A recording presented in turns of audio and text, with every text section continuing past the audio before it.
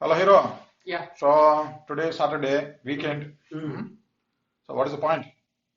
Nothing but shall we continue the other part of the influencers? We can do that, no problem. Yeah, Mm-hmm. yeah, So you said like Ayn Rand. yes. So I know she is a philosopher. Uh, I don't know much about her. Can you explain how how you come across about her? Yep. Ayn Rand is a writer. Mm-hmm. First, she is a writer. Then she is a philosopher. Mm. She wrote phenomenal books. Mm. Atlas Shrugged, Mm. Anthem, Mm. Fountainhead. Mm. These three books are like a phenomenal success they got. Yeah, I have a small question. Yeah. Maybe it's a great question, but how do you distinguish a philosopher and a writer? For example, Rumi is a poet. Yeah. He is also a philosopher. Mm-hmm. Ayn Rand gives a large texts. She explains in detail. Mm. Camus explains in detail. Mm. But Rumi never explains in detail. Rumi put in two lines. Mm. So he's more of a poet than a philosopher. Mm. But Ayn Rand is more of a writer than the philosopher. Okay. Philosopher is like she is also a philosopher. She after her books become super success.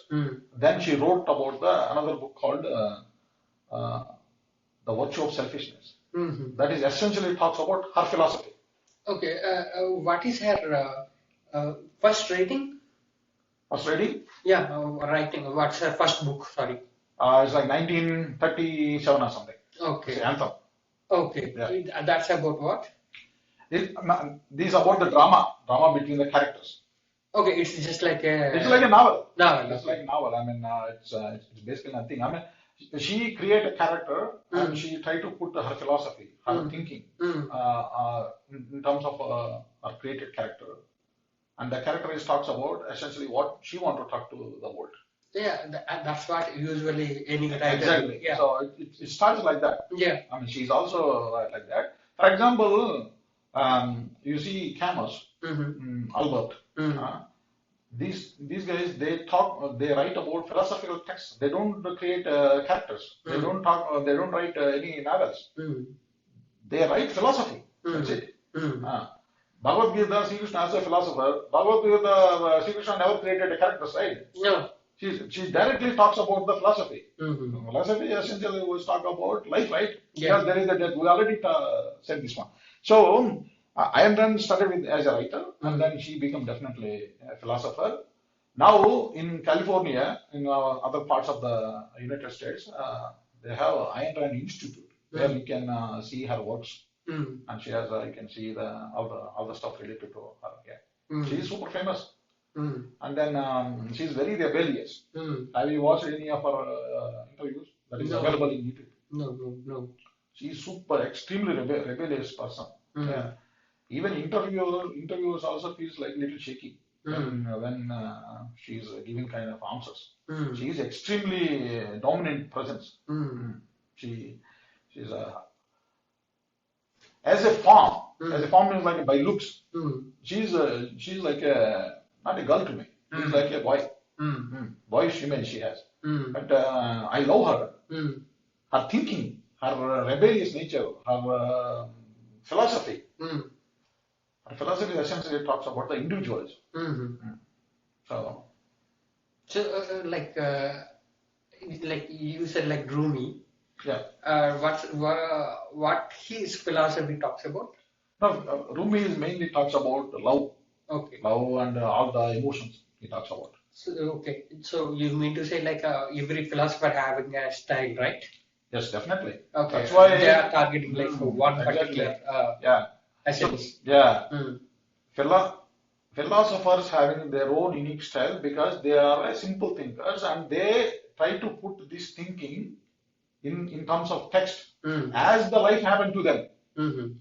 Because you are one individual. I am one individual, right? Yeah. The life is happening not the same way to both of us, right? Yes. It is happening to you one way, it is happening to me another way. Mm. So that's why, as the life happens to philosophers, that's why they have a different philosophies exist. But you said Ramuism also, right? Yeah. You like Ram Gopal Varma thinking, right? Yeah. And that is like the individual stuff, right? Nobody talks like Ramuism because it's only Ramu who talks about Ramuism. It's like that. Ayn Rand is also like this. Camus is also like that. Probably one day you become a philosopher, you talk about. I mean, people talk about you. I mean, it's a different thing, yeah. So you said like Ayn Rand is like mostly about individualism. Yeah. So she started the same thing, like she reflected the same individualism from her like first book itself. Yeah. Yeah. I mean, one character is called Howard Rock. Okay. That's in the Fountainhead. Okay. So that guy is like a highly individual. That is the character is basically her central character. Yeah. And then in this book, the virtue of selfishness. So she's talking, she's writing a large text of philosophy, and she also quotes the characters in that one. Yeah. But how do you reflect the individualism in the text? Like, let's talk about this character, whatever you said just now. Yeah. You said like he is highly individual. Yeah.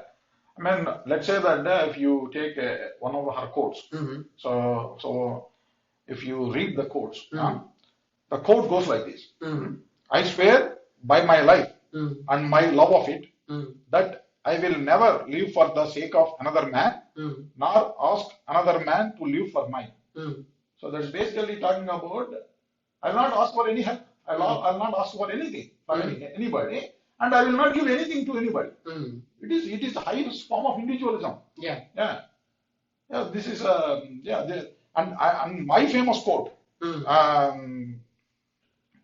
She has a lot of quotes. My famous quote of all is like, the question is not who is going to let me. It is who is going to stop me. So that means that I am individual by myself. It is not about somebody is allowing me to do the stuff. It's not. That's not the question. The question is that who is going to stop me? That means that I am like a force to force. So who's going to stop me? Just stop me. Then I'll fight with them. That's it. Yeah. And that leads to another quote, very similar to that one. Learn to value yourself, which means to fight for your own happiness. This is very related to the previous quote. You should be responsible for your own happiness. If it is not coming, you should fight for it. Yeah. You said like she is very highly individual in her life as well, right? Yes. That's what she reflected in her text. Exactly. Yeah. Like, and you said like in some interviews also she is very rebellious. Rebellious. Yeah. Very dominant presence. Yeah. Very dominant presence. Like any other examples where she can reflect her individualism? Exactly. Yeah.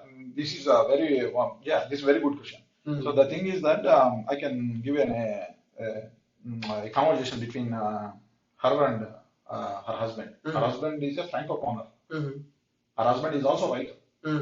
So they are writers at from the beginning. So that's why they got like a couple or marriage, whatever it is. And then at one point of time, when she becomes super famous, there are a few students are there with her.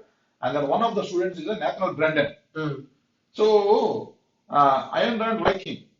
Actually, Ayn Rand love him. They are having a romantic relationship, a love affair relationship. Okay, and then because of her nature, highly individualistic, then what she did? She called for her husband and also Nathaniel Brendan and Nathaniel Brendan girlfriend. Nathaniel Brendan also having a girlfriend. She called for all the three people for a meeting, and in the meeting she openly expressed herself that me and Nathaniel Brendan is going to having a love and romantic relationship, and then we are not ashamed of it. And then she outspokenly told to the people, and then this is the action we're going to take. And then you, as a consequence, you can take whatever the action, and I am not bound by that. And she tells that this is for my own happiness. I am doing this one. So I only value my own happiness, and my happiness here is having a love relationship between me and the Nathaniel Brendan. And then who would do this kind of stuff? Everybody is doing in a short other way, like a blue belt way, or like a dark side.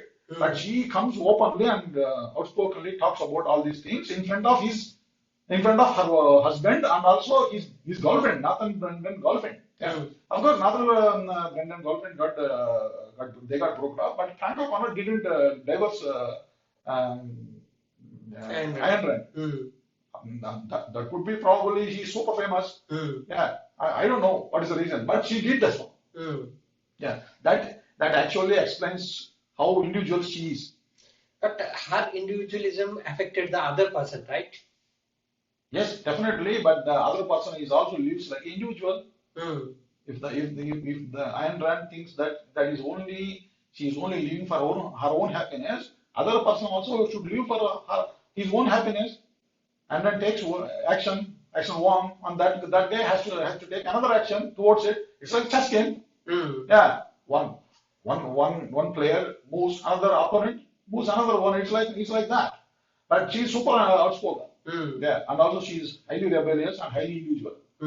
Because of that, she got a lot of fans. I am one of them. Yeah. But the problem here is that I agree with that. But that individualism, as a society, we are living together, and of course, we are depending on on each other. Yeah. On each other. Yeah. But this individualism, this philosophy, will it work as a society? You mean? Yeah. It works beautifully in the societies. Individualism is nothing about it's not like you live for only yourself. For example, I'll tell you, if my friend happiness is also my happiness, if my brother happiness is also my happiness, then I will do the good things towards them. Okay, but I don't care about the people who are in the road. Like for example, Mother Teresa. Mother Teresa born in where? Yugoslavia, right? Yeah. And she came to the Calcutta, right? Yeah. And she did all the community service, right? Yes. And then her philosophy is like altruism. Altruism is like, I want to give a lot of good things to the society, a lot of the good things to the people who are strangers to me. This is altruism. And then this Ayn Rand philosophy, individualism, is directly opposite to altruism. Altruism never works in the society. This is like a bullshit, and nobody lives for another person. There is no need to live for another person. All these things, Ayn Rand talks about it. And then if you become individual, if you see the Western world, like in Sweden or in Germany or even United States, everybody lives for their own, right? Yeah. In India, you know about neighbors, neighbors what they are doing, this and that. But in Sweden, do you know about your neighbor? No. Because why not? That is because you don't have any need to the right? Yeah. So everybody lives by themselves, but that means that your friends is also in your circle, your relatives is also in your circle. If they are there, then they are also part of your individualism. People misunderstand this Ayn Rand quotes. Yeah, but still Ayn Rand have a lot of fan base. Yeah, everybody follow. I mean, most of the people follow Ayn Rand. Yeah, individualism is not literally to yourself. No, individualism is not like a body related. Individualism is like concept that if your happiness is linked with your friend's happiness, then your friend is part of you. Yeah, and then you do the things together with your friend, or you work for him, or whatever it is. Yeah, but you don't. For example, I saved one guy, right, one day. Okay, but that is a stranger thing, and then that amounts to the altruism, not the individualism. Individualism, if I say the same thing with my friends, that's individualism. Yeah. So they are like two extremes, those two philosophies. Yeah, two opposites. Two philosophies. I mean, I believe more individualism than altruism. Like, do you think you need a balance, or like individualism is the best? In my life, individualism is the best, but I am not practicing as Ayn Rand. I wouldn't do that if I had a romantic affair with somebody, and then I cannot do this kind of whatever the Ayn Rand did. I cannot do that one by myself at this age. But Ayn Rand is like Everest. I mean, we are just followers. I mean, I like her philosophy definitely. I follow most of her philosophy, but I am not as rebellious as Ayn Rand. Mm. Yeah, But you said like she also influenced her your thinking. exactly. Yeah. So before I was thinking about like a individualism like a is like a vices. This is Mm. one of the bad things. I mean, it's like a selfishness. Mm. When people give you some kind of a remark like you are selfish, that means it's like negative remark, Mm. right? Yeah, of Yeah. course. So you live for only yourself. You don't care about other people. This and that. Mm. These are things before Ayn Rand. Mm. But after Ayn Rand, I read his her books and quotes and we are watching videos and this and that. All these things made me think that selfishness is the greatest virtue. It is Mm. not vice; it's a virtue. It is Mm. the very good quality. Mm. And then you cannot be, you don't need to be ashamed of selfishness. Mm. Selfishness is a part of a nature. Okay. Yeah, that's what I discovered. Mm. Then I say that yes, I don't care about other people who are not in a connection to me. Mm. I'm not responsible for that. But before I was thinking that this is it's not a good thinking. Mm. This is how she influenced me in a huge manner. This sounds very easy, Mm. but once you practice with this one, then you see your patterns got completely changed. Yeah, Mm. yeah. And she got a strong presence, Mm. 100%. Yeah. So Yeah. You want to add anything more? yeah, one thing I want to add, Mm. I love Ayn Rand. Mm. Yes, I say again, I Mm. love Ayn Rand. If she were there at this time, I would like to meet her by hook or crook. She Mm. died already, so that's why I missed the opportunity to meet her. Otherwise, I would have met her, and I love Ayn Rand. Mm. Yes.